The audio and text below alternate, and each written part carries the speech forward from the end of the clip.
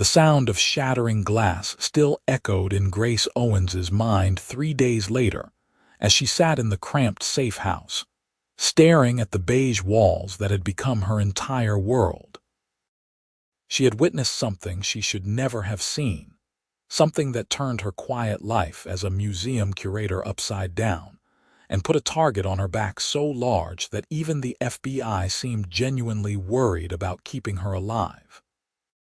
The man standing in the doorway of the kitchen was not what she expected when they told her a federal agent would be protecting her.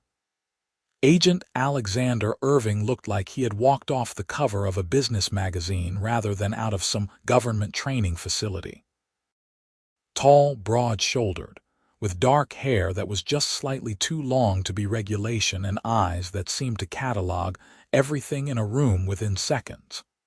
He wore jeans and a fitted black shirt that did nothing to hide the fact he was built like someone who took physical fitness very seriously.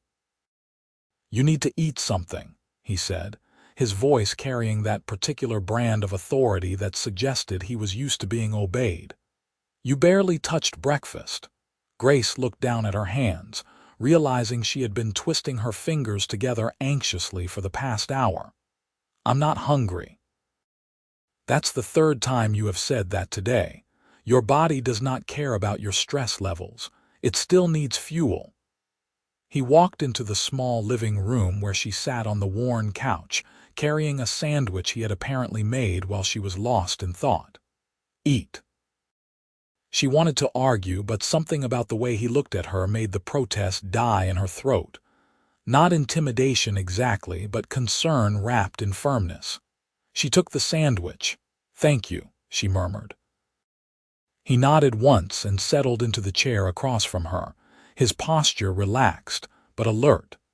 She had noticed that about him in the 72 hours since he had collected her from the initial safe location. He never fully relaxed.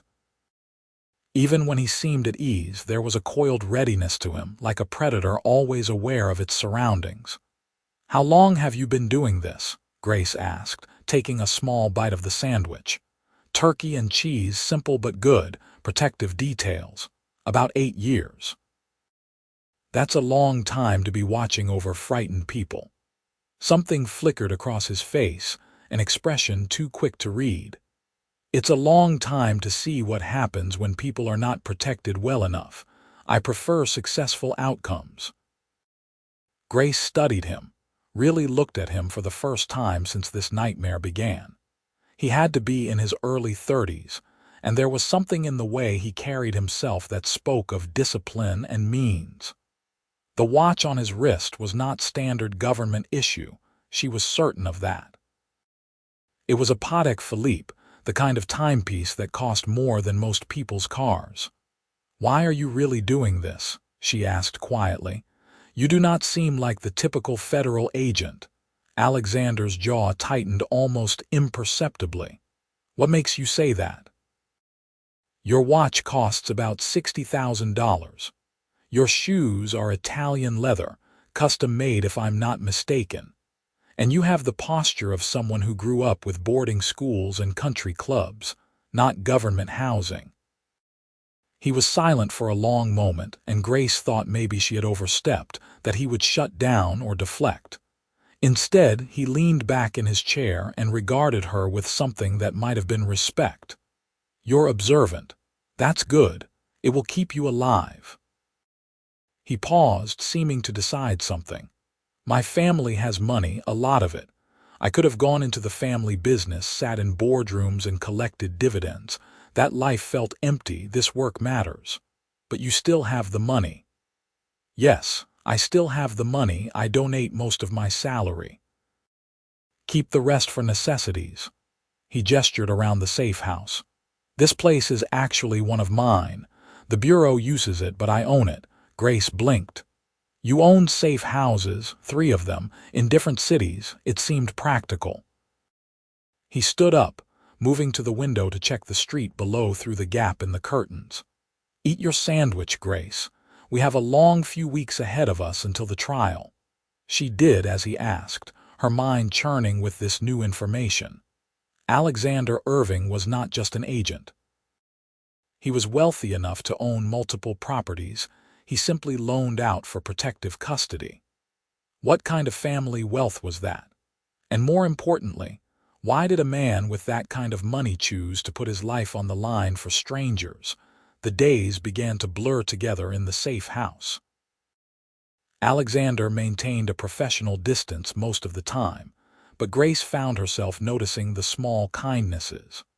The way he remembered she liked her coffee with just a splash of milk. How he somehow procured books about art history after she mentioned missing her work at the museum. The fact that he always positioned himself between her and any potential threat, his body a shield without even thinking about it. On the fifth day, she woke at 2 in the morning to find him in the living room, talking quietly on his phone. She should have gone back to bed, given him privacy, but something in his tone made her pause in the hallway. "No, Mother, I cannot attend the gala. I'm working."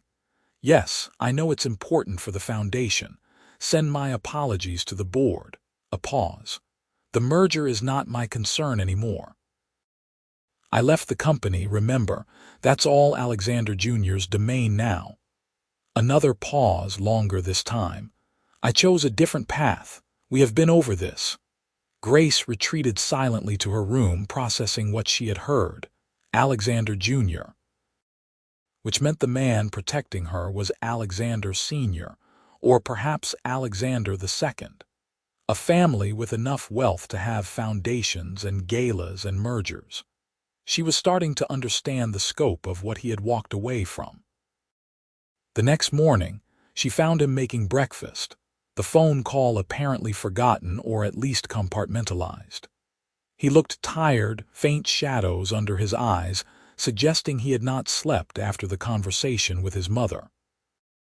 "You should have gotten more rest," Grace said. Entering the kitchen, he glanced at her, surprise flickering across his features before he masked it.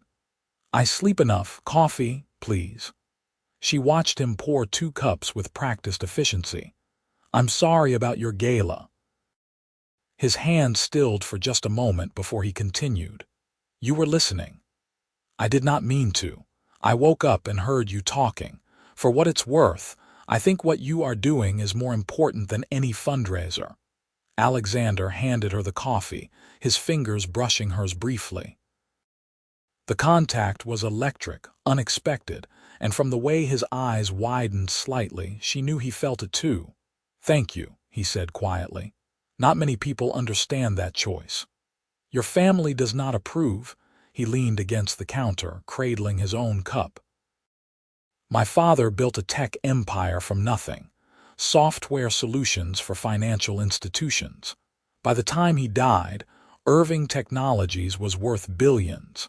My mother expected me to take over, to continue the legacy. My younger brother did instead. And you became an agent." "I went to law school first, then joined the FBI. Worked my way up. When I told my mother I was moving to protective services instead of heading up the white-collar crime division, she nearly had a stroke." He smiled, but it did not quite reach his eyes. "She thinks I am wasting my potential." Grace moved closer, drawn by the vulnerability in his admission. "You are saving lives. How is that a waste?" "That's what I keep telling her." He met her gaze, and something shifted between them. The air felt heavier, charged with an awareness that had been building since that first day. "You should eat something. I made eggs." The moment broke, but it did not disappear. It hovered between them like a promise of something neither of them could quite name yet. The routine of their days together began to feel less like captivity and more like an odd kind of intimacy. Grace learned that Alexander woke at 5 every morning for a workout in the spare bedroom he had converted into a makeshift gym. That he cooked surprisingly well for someone who probably grew up with private chefs.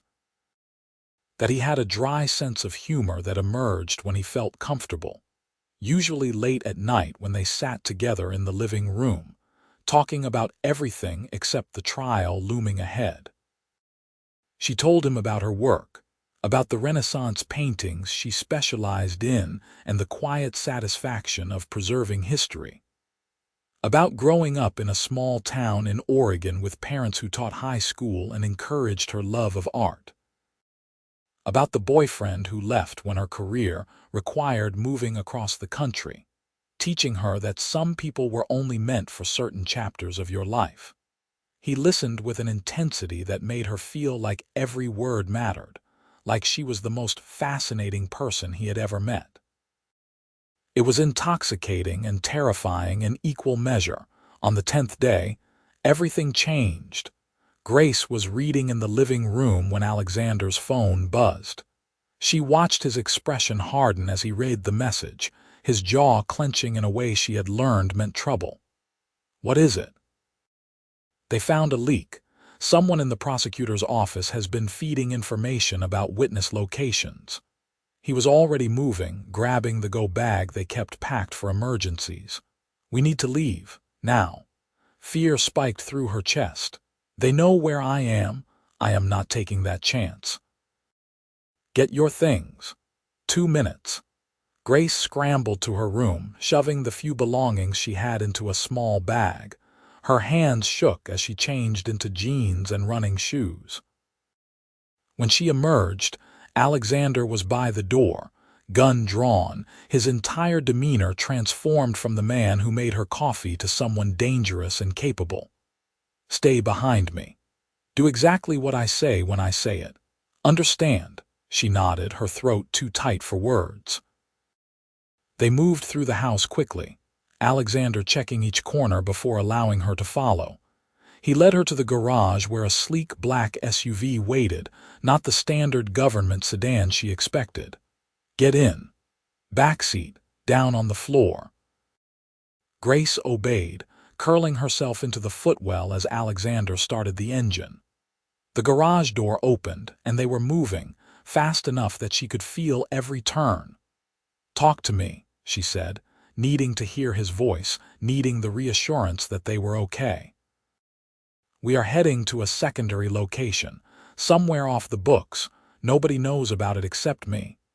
His voice was calm, steady, everything she needed in that moment. "You are safe, Grace, I promise you." She believed him.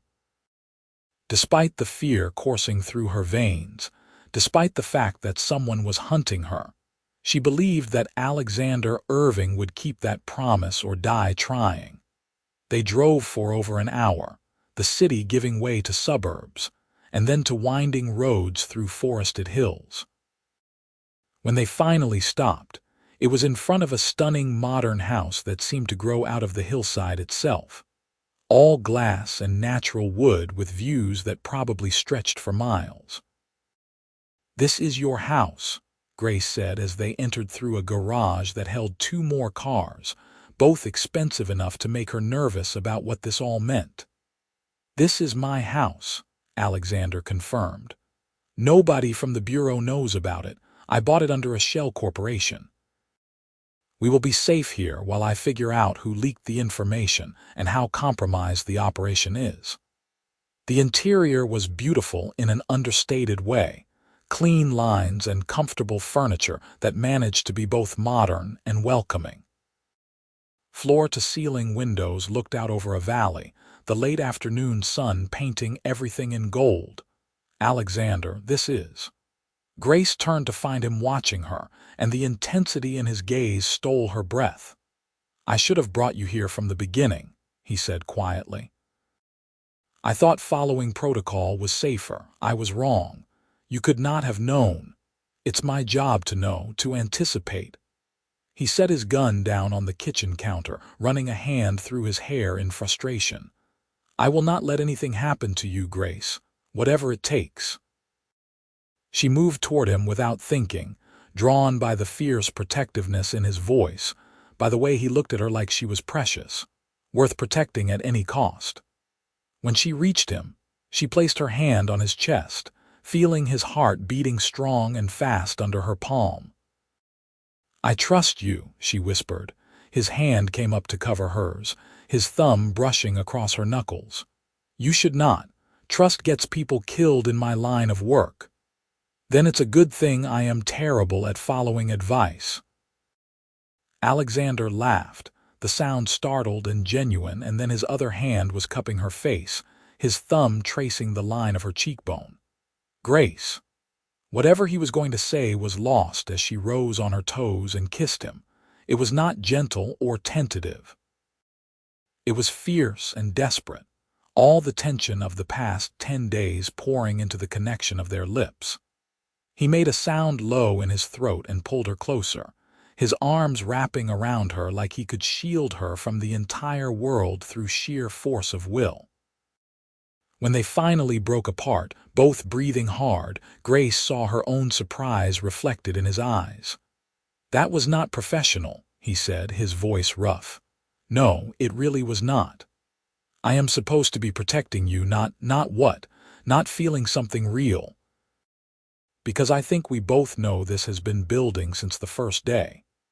Grace kept her hands fisted in his shirt, unwilling to let him retreat into professionalism now. "I have been hiding in safe houses, afraid for my life, and somehow the only time I feel safe is when you are near me. That is not gratitude or Stockholm Syndrome or whatever you are thinking. That is real." Alexander closed his eyes for a moment, and when he opened them, the conflict there nearly broke her heart. "If anything happened to you because I was distracted, because I was thinking about how you look first thing in the morning or the way you bite your lip when you are reading something interesting instead of watching the perimeter. Hey." Grace reached up to frame his face with her hands, making him look at her. "You are the most focused, capable person I have ever met. I have watched you check the locks 15 times a day, monitor your phone constantly, position yourself between me and every window and door. You do not get distracted, and even if something did happen, that would not be because you cared about me. It would be because there are bad people in the world trying to hurt me." He leaned his forehead against hers, his breath mingling with hers. "You are making it very difficult to maintain professional boundaries." "Good. I do not want professional boundaries, I want you." This time when he kissed her, it was slower, deeper, full of promise and possibility. When his hands slid into her hair, Grace felt like she was falling and flying at the same time, exhilarated and terrified and more alive than she had been in years. They spent the evening learning the geography of each other, exchanging kisses on the couch while the sun set over the valley, talking between touches about everything and nothing. Alexander told her about growing up with every advantage money could buy but feeling empty until he found work that mattered. Grace shared stories about losing herself in paintings for hours, about the peace she found in art and the joy of helping others discover it. "What happens after the trial?" Grace asked as they sat tangled together, her head on his chest, listening to his heartbeat. Alexander's hand stilled where it had been tracing patterns on her back. "You go back to your life. I move on to the next assignment." That is the protocol answer. What is the real answer? He was quiet for so long she thought he might not respond. Then, "The real answer is I do not know how I am going to walk away from you, but my job requires it. I cannot protect people effectively if I am emotionally compromised. And Grace, you compromise every professional instinct I have." She lifted her head to look at him. "What if you did not have to walk away? What are you suggesting?" "I am suggesting that maybe, after this is over, we see what this could be without the safe houses and the danger. In the real world." Alexander's expression was equal parts hope and caution. "My life is not normal. I travel constantly. I am gone for weeks at a time on assignments I cannot talk about. The wealth complicates things. People have expectations, make assumptions. I am a museum curator who spends her days with paintings older than the country we live in." "I understand complicated." Grace sat up, straddling his lap so she could look directly into his eyes. "I am not asking you to retire or change careers or give up anything. I am asking if you think this is worth exploring when we are not in crisis mode." His hands came to rest on her hips, steadying her. "I think you are worth everything, Grace. That is what scares me." She kissed him then, soft and sweet, a promise sealed with touch. "Then let's be scared together." They made dinner side by side in his kitchen, Alexander proving he had not exaggerated his cooking skills. He made pasta from scratch while Grace chopped vegetables for the sauce, and they moved around each other with an ease that should have been impossible after such a short time. "I need to make some calls," Alexander said after they ate, his expression turning serious. "Figure out what the situation is with the investigation and the leak. I will need a few hours." "I understand. I will just explore the house if that is okay." "It's your house too, for as long as you need it." He pulled her in for a quick kiss. "Stay away from the windows. I know we are safe here, but old habits." Grace spent the next few hours wandering through the beautiful space Alexander had created. There was a library with floor-to-ceiling shelves filled with books on everything from legal theory to military history to classic literature. A home gym that made the safe house setup look amateur by comparison. And in what was clearly the master bedroom, large windows that could be shuttered completely for privacy, looking out over the valley. She found herself in his closet, studying the neat rows of suits that probably cost more than her monthly salary, the casual clothes that managed to look expensive even on hangers. This was the life he had walked away from in some ways, but it was still part of who he was. The wealth, the privilege, the options most people never had.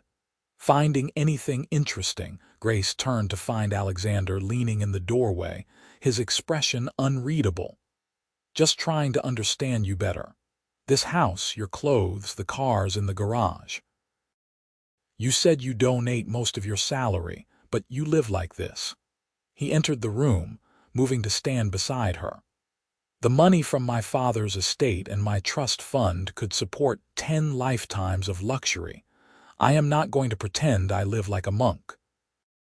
But the work I do, the salary I earn, that matters in a different way. It's mine because I earned it, not because I was born into the right family. Do you ever regret walking away from the company? No. My brother is better at it than I ever would have been. He loves the strategy, the competition, the empire building. I love keeping people safe. We each found where we belong." He turned to face her fully. "What about you? Any regrets?" Grace thought about her quiet life before all this started.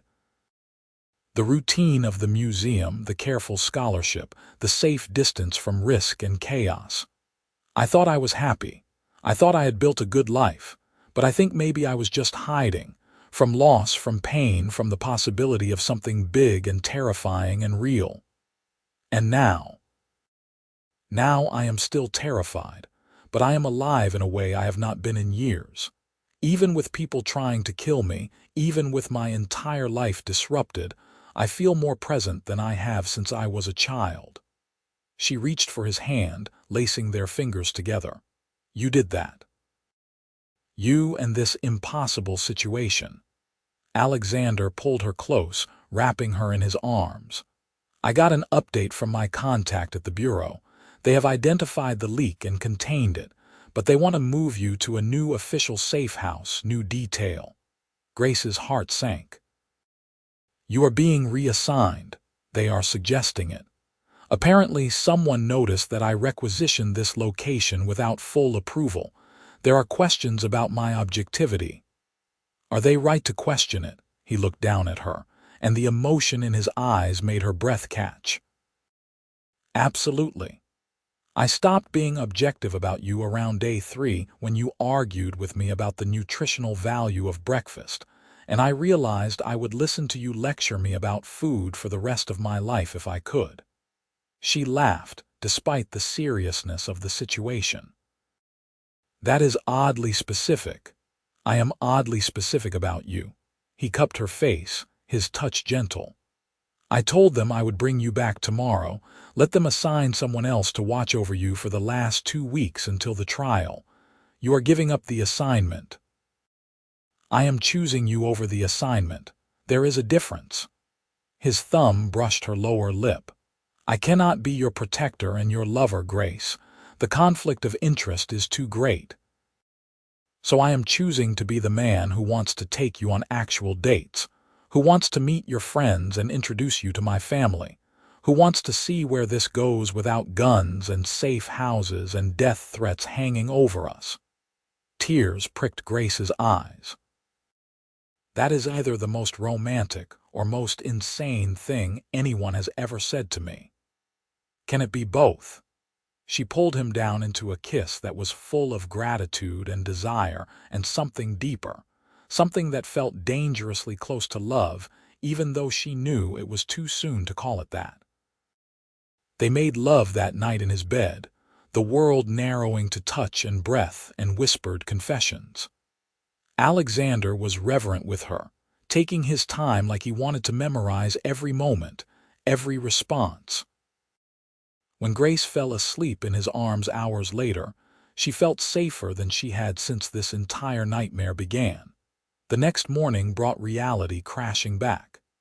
Alexander made breakfast while Grace packed her few belongings, both of them quieter than usual. The drive back to the city felt too short and too long at the same time, anticipation and dread mixing in her stomach. The new safe house was in a downtown apartment building, the new agents polite but distant in a way that made Grace miss Alexander's intensity immediately. He stayed only long enough to brief them on the situation and confirm the security protocols, his professionalism firmly back in place. "You will be fine," he said to Grace as he prepared to leave. "These are good agents. They will keep you safe." "I know." She wanted to hug him, kiss him, make him promise he would come back. But not in front of the other agents, not when he was trying so hard to maintain professional boundaries. "Thank you for everything." Something flashed in his eyes, and for a moment she thought he might break protocol. Instead, he just nodded once and left, the door closing behind him with a finality that felt like a physical blow. The next 2 weeks were the longest of Grace's life. The new agents were competent and careful, but they were not Alexander. They did not know how she took her coffee or that she liked to read in the morning. They kept her safe, but they did not make her feel alive. She saw him twice during that time. Once when he came to brief the team on a new development in the case, his eyes finding hers across the room, but his demeanor completely professional. Once when he appeared outside the courthouse on a day she had to give a deposition, standing on the perimeter like he could not quite stay away, even though he was officially off the detail. Grace threw herself into preparing for the trial, reviewing her testimony with the prosecutors until she could recite it in her sleep. The danger felt real now in a way it had not before. She had witnessed a murder, had seen faces and heard names. She had information that could put 3 men in prison for life. They wanted her dead, and only her testimony stood between them and freedom. The night before the trial, she could not sleep. She paced the apartment while the agents watched television in the next room, her mind spinning with anxiety. When her phone buzzed with a text from an unknown number, her heart leaped. "You're going to do great tomorrow. I'll be there in the back of the courtroom. You're not alone." Grace clutched the phone like a lifeline, reading the message over and over. He would be there. Whatever happened, Alexander would be there. The trial lasted 3 days. Grace testified on the second day, walking through the sequence of events that had led to her witnessing a murder in an alley behind the museum where she worked late one night. She described the faces, the gun, the casual violence. She did not look at the defendants, did not let their stares intimidate her. Instead, she focused on the back of the courtroom where Alexander sat, his presence a steadying force. Every time her voice wavered, She found his eyes and he gave her the smallest nod of encouragement. The defense attorneys tried to rattle her, to poke holes in her memory and timing. She held firm, telling the truth clearly and consistently. By the time she was dismissed from the stand, she felt wrung out but also triumphant. She had done it. She had told the truth and survived. The verdicts came on the evening of the third day. Guilty on all counts for all three defendants. Life in prison without the possibility of parole. Grace sat in the witness room as the news came through, relief and exhaustion crashing over her in waves. She was free. After weeks of fear and hiding, she was finally free to reclaim her life. When the door opened, she expected her FBI handlers.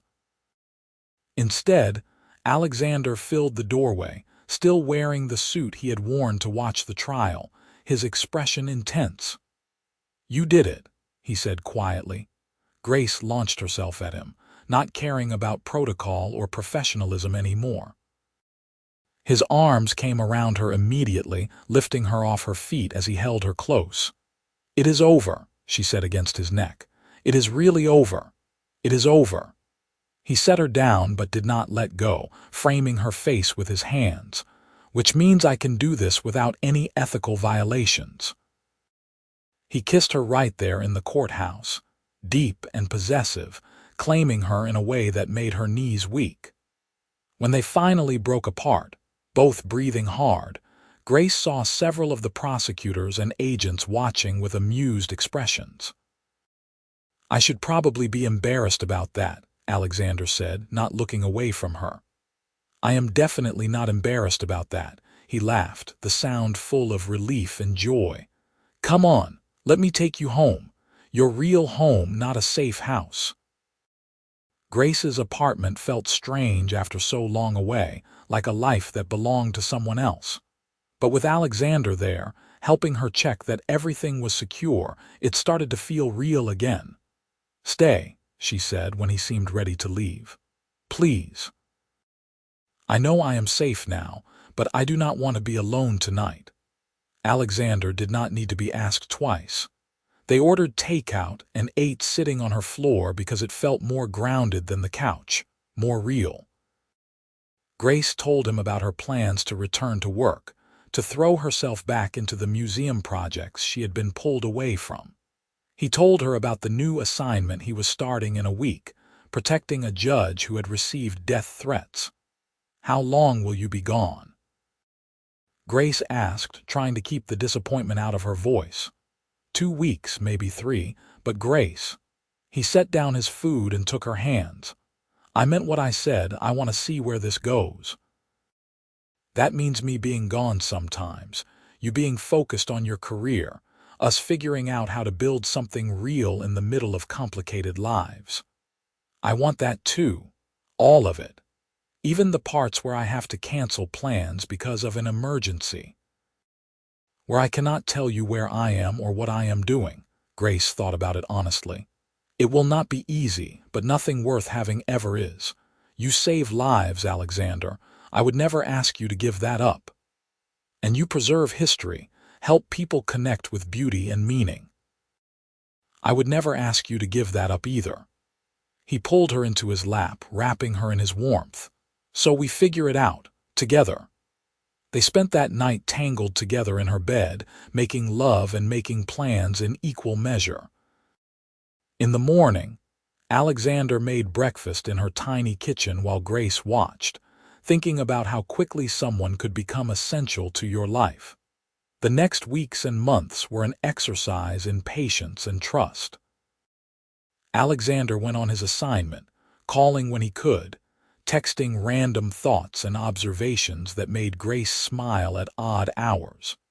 She went back to work, throwing herself into a new exhibit on Baroque paintings while trying not to count the days until he returned.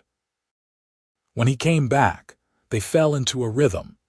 Dinners at restaurants where he insisted on trying to pay and Grace insisted on splitting the check. Weekends at his house in the hills, making love in the morning light and talking for hours. museum events where Alexander charmed her colleagues and proved he knew more about art history than he had let on. FBI functions where Grace met his team and understood for the first time the depth of respect people had for him. 6 months after the trial, Alexander showed up at her apartment on a Tuesday night with flowers and a nervous expression she had never seen on him before. "I have been thinking," he said as she let him in. "That is usually dangerous for you." He smiled, but it was distracted. "I am not good at this, at relationships, at making myself vulnerable. My parents' marriage was more merger than love story. I spent most of my adult life telling myself I was better off alone, that caring too much made you weak." Grace's heart started to pound. "Alexander, and then I met you. And you were so brave, even terrified, so determined to do the right thing even when it could cost you everything. And I realized that caring about you did not make me weak. It made me stronger, more focused, more determined." He set the flowers down and took her hands. "I love you, Grace.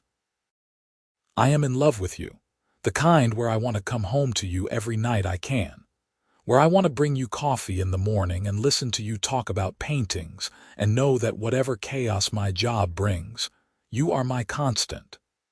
Tears streamed down Grace's face, happy and overwhelmed.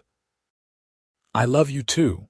I think I have since you made me that first sandwich and looked at me like I was a person, not just a problem to solve." He kissed her then, soft and sweet, sealing the confession. "Move in with me to the house. I know it is far from the museum, but I will make the commute worth it. I will cook you breakfast and rub your feet after long days and build you a studio if you want to paint. Just say yes." "Yes," Grace whispered against his lips. "Yes to all of it." They took their time combining their lives. Grace slowly moving her belongings to the house in the hills, transforming it from Alexander's bachelor space into their shared home. She added color to the neutral palette, filled the walls with art, brought life and warmth to rooms that had been beautiful but sterile. Alexander's family was more complicated. His mother took some convincing that Grace was not after the family money, that her son's choice to remain in the FBI was not a reflection on his upbringing. But at a tense Sunday dinner 3 months after Grace moved in, she watched Grace discuss the conservation of a Renaissance altarpiece with such passion that something shifted. "You make him happy," Alexander's mother said later, pulling Grace aside. "I have not seen him this settled in years. Perhaps ever." "He makes me happy too," Grace said simply. "And you do not mind the danger, the uncertainty of his work?" Grace thought about the question carefully. "I mind the danger. I hate it, actually, but I love him more than I hate it, and he is very good at what he does." Alexander's mother smiled, the expression transforming her face. "Welcome to the family, Grace. Officially." The proposal came a year and a half after the trial, on a quiet Sunday morning in their home. They were drinking coffee on the deck, watching the sunrise over the valley, when Alexander set down his mug and pulled a small box from his pocket. "I had a whole speech planned," he said, opening the box to reveal a stunning vintage ring, an emerald surrounded by diamonds that looked like something from the 1920s. "About how you changed my life and made me believe in love and partnership. But all I really want to say is that I want forever with you, Grace. Every morning, every challenge, every joy. Will you marry me?" Grace was crying and laughing at the same time, nodding before she could even get words out. "Yes, yes, absolutely yes." The ring fit perfectly, sliding onto her finger like it was meant to be there. Alexander pulled her into his lap, kissing her as the sun painted them both in gold. They married 6 months later in a small ceremony at the house, surrounded by close friends and family. Grace wore a simple ivory dress. Alexander wore a suit that probably cost more than the entire wedding, and they exchanged vows they had written themselves. I promise to trust you, Grace said, her voice steady despite her tears. To support your work even when it terrifies me. To be your safe place in a dangerous world. I promise to come home to you, Alexander said, his voice rough with emotion. To make you laugh, to listen to your stories, to choose you every day for the rest of my life. Grace's parents cried. Alexander's mother smiled. And when they were pronounced husband and wife, the kiss they shared felt like coming home. The years that followed were not perfect. Alexander's work took him away regularly, sometimes for weeks at a time. Grace threw herself into her career, eventually becoming the head curator at the museum, overseeing major acquisitions and exhibits. They fought sometimes, usually about his tendency to downplay danger or her habit of working too late at the museum, but they always came back to each other. To the home they had built in the hills, to Sunday morning coffee and late-night conversations, to the deep, abiding knowledge that they were better together than apart. 3 years after their wedding, Grace discovered she was pregnant. Alexander cried when she told him, actually cried, wrapping her in his arms and whispering thank you against her hair like she had given him the greatest gift imaginable. Their daughter was born on a clear spring morning, tiny and perfect with Alexander's dark hair and Grace's green eyes. They named her Charlotte, and Alexander held her like she was made of spun glass, marveling at the tiny fingers and perfect features. I am going to be terrified every day of her life, he said, looking up at Grace with wonder and fear in his eyes. Welcome to how I have felt about you for years, Grace said, laughing through exhausted tears. Alexander requested a desk assignment when Charlotte was 6 months old, moving into training and strategy at the FBI Academy. He still went on occasional protective details for high-level threats, but mostly he was home, teaching new agents and developing better protocols for witness protection. No regrets, Grace asked one night as they stood over Charlotte's crib, watching their daughter sleep. About what? Stepping back, I know you loved the field work. Alexander pulled her close, pressing a kiss to her temple. I did love it, but I love this more, coming home to you and Charlotte, not wondering if I am going to make it back. Still doing work that matters, but in a way that lets me be present for everything I do not want to miss. When Charlotte was 2, they had a son. James came into the world loud and opinionated, and Alexander laughed with delight at his son's determination. Their family felt complete, the house in the hills filled with toys and laughter and the controlled chaos of small children. Grace continued her work at the museum, now more selective about projects so she could maintain balance. Alexander continued teaching, his wealth of experience making him one of the most respected instructors at the academy. On weekends, they took the kids hiking in the hills or to museums where Charlotte would study the paintings with an intensity that reminded Grace of herself. 5 years after that terrible night when Grace witnessed a murder, she stood in that same alley behind the museum for a documentary about witness protection. The interviewer asked her if she regretted being in the wrong place at the wrong time. No, Grace said honestly. I regret that someone died. I regret that I saw such violence. But if I had not been there, if I had not witnessed what I did, I never would have met my husband. I never would have this life. So no, I do not regret the path that led me here, as difficult as it was. That night she told Alexander about the interview as they sat on their deck, the kids finally asleep after bedtime stories and countless glasses of water. You said you do not regret it, he asked quietly, not the outcome, not us. She took his hand, lacing their fingers together. Do you? You could have stayed focused on your career, not gotten emotionally involved. Probably would have made division chief by now. Alexander brought her hand to his lips, kissing her knuckles. I have everything I ever wanted and did not know I needed. You, our children, a home that feels like peace. No career advancement could compete with that. Grace leaned her head on his shoulder, watching the stars appear in the darkening sky. We got our happily ever after, did not we? We really did. Years later, when Charlotte was in college studying art history and James was in high school debating between law enforcement and medicine, Grace and Alexander would sit on that same deck and marvel at the life they had built. The safe house had truly become a home, not just a physical structure, but a foundation of love and trust that weathered every storm. Alexander eventually retired from the FBI, transitioning to consulting work that let him set his own schedule. Grace wrote a book about Renaissance art that became a surprising bestseller, leading to speaking engagements that she and Alexander often traveled to together. They grew older together, silver threading through Alexander's dark hair, laugh lines appearing around Grace's eyes. They held grandbabies when Charlotte had children of her own. They watched James graduate from the police academy, choosing to follow in his father's footsteps in his own way. And through it all, they kept the promise they made to each other in that courthouse hallway so many years ago.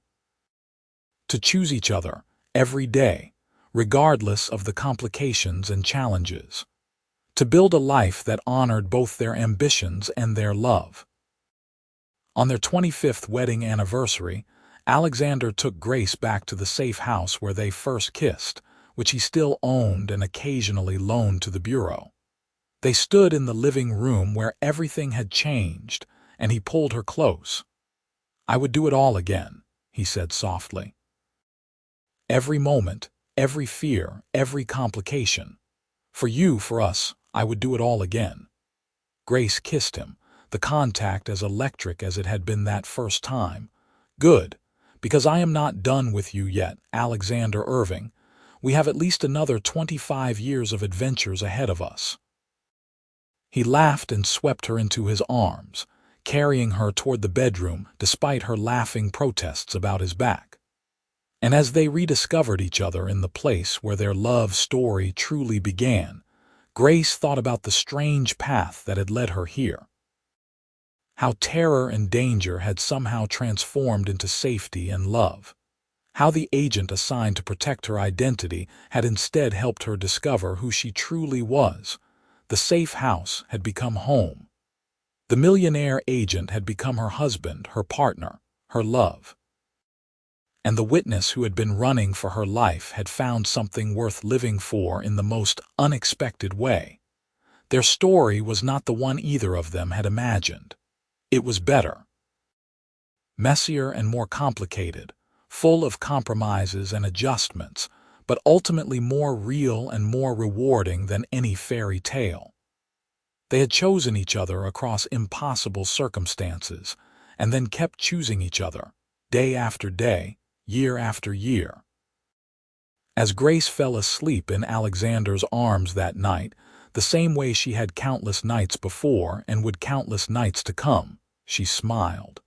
She had witnessed death and found life. She had run from danger and discovered courage. She had entered protection and found love. And she would not change a single moment of the journey that had brought her here. To this perfect, imperfect, absolutely right forever with the man who had promised to keep her safe and instead taught her how to truly live. Their children would someday tell their own children about how Grandma and Grandpa met, about the danger and the safe houses and the love that bloomed in the most unlikely circumstances. They would talk about it like a fairy tale, glossing over the fear and focusing on the romance. But Grace and Alexander would always remember the truth. That love was not simple or easy, that it required trust and vulnerability and the willingness to be terrified together. That sometimes the greatest loves come from the greatest risks, and that choosing someone every day is more powerful than any grand gesture. They had started as protector and protected, as agent and witness. They had become partners, lovers, spouses, parents, grandparents. They had built an empire not of money but of love, of shared experiences and mutual respect and deep, abiding affection. And when they were very old, sitting on that same deck watching the sunset over the valley they had loved for decades, Alexander would take Grace's weathered hand in his and say what he said every anniversary, every birthday, every ordinary Tuesday. Best assignment I ever had. And Grace would kiss him and reply with her own ritual response. Best hiding place I ever found. Then they would laugh together, the sound carrying over the hills, a testament to a love that had started in fear and blossomed into joy. A love that proved sometimes the best things in life come from the most unexpected places. A love that turned a safe house into a home and strangers into soulmates. Their story was one for the ages, not because it was perfect, but because it was real. And in the end, that was more than either of them had ever dared to hope for.